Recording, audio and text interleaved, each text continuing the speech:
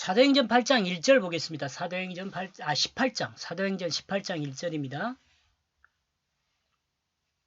후에 그들은 그 아덴으로부터 떠났다. 그리고 고린도를 향하여 갔다.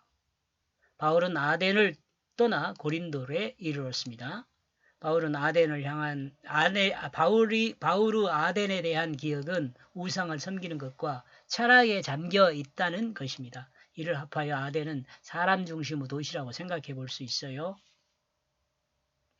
그러므로 바울은 아덴이란 도시에서 그 수준에 맞게 논리를 말하였습니다. 그러나 아덴 사람들은 그 마음이 인본주의로 굳어져 바울이 설명하는 하나님의 뜻을 이해하지 못하고 받아들일 수도 없었습니다.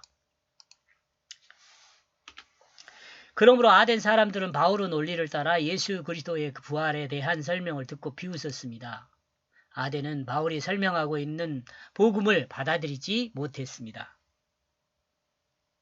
이런 점에서 생각하면 철학으로 하나님을 아는 것은 심히 어렵습니다. 철학으로 하나님을 아는 것은 심히 어려워요. 인간의 관점에서 하나님을 이해한다는 것은 불가능합니다. 동조하지 않는 사람도 있을 수 있어요. 그러나 제가 생각할 때는 인간의 관점으로 하나님을 이해할 수는 없어요.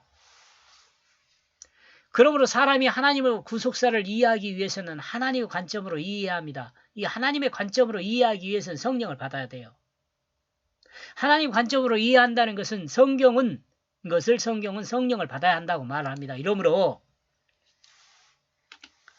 하나님의 구속사를 이해하기 위해서는 하나님의 뜻으로 이해해야 한다는 말이 됩니다. 하나님 뜻으로 이해한다는 말이나 성령을 받는다는 거나 같은 의미입니다. 이러므로 사람이 하나님 말씀인 성경을 이해할 때는 하나님이 성경을 통해 어떤 뜻을 담아 말씀하시는지를 생각하고 이해합니다. 바울은 아덴을 떠나 고린도에 이르렀습니다. 이는 철학적인 도시에서 물질적인 만몬의 도시로 향하여 떠났다고 생각해 볼 수 있습니다. 고대 신본 중심의 사회였다면 고대가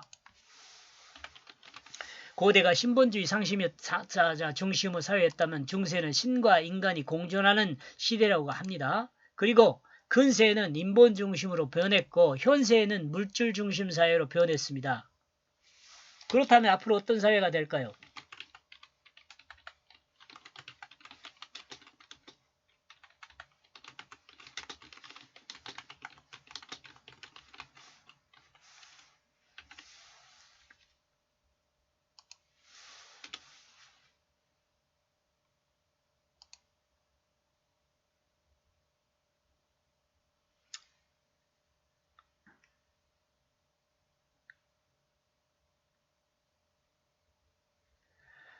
하나님의 그 계시에 의존하던 이 땅의 철학이 사람들의 정신에 들어오면서 계시를 의존하는 것이 아니라 사람에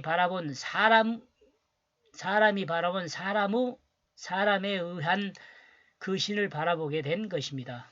사람이 바라본 사람에 의한 그 신을 바라보게 되었습니다. 이런 이유로 무한광대한 하나님을 사람이 아는 하나님으로 만들었습니다. 무한광대한 하나님을 사람이 아는 하나님, 사람의 범주 안에 있는 하나님으로 만들어버린 거죠.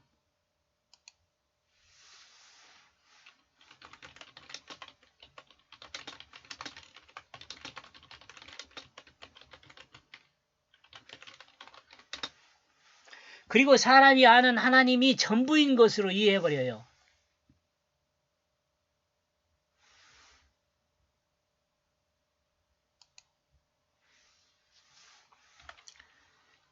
사람의 범주 안에 있는 하나님을 만들어버렸어요. 그리고 사람이 아는 것이 사람이 아는 그 하나님이 전부인 것으로 이렇게 이해하고 있어요.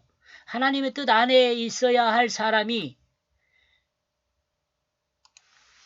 하나님의 뜻 안에 있어야 할 사람이 사람 안에 하나님을 만든 것이죠. 이해했으면 좋겠어요. 많이 설명해야 하지만은 이러므로 철학을 통한 신학은 서기관과 바리새인이 알고 있는 그 하나님과 같은 하나님으로 만들어버렸어요. 철학에 의한 신학이요. 이러므로 주님의 말씀이 시대의 신학을 향하여 독사의 자시라고 말합니다. 하나님 말씀을 잘못 이해하고 있음을 지적하고 있는 거죠. 사탄이 하나님 말씀을 잘못 해석해가지고 하와에게 말했던 것과 같이 지금 그것과 같은 일을 하고 있음을 지적하는 말씀이죠. 여기까지 보겠습니다. 고맙습니다.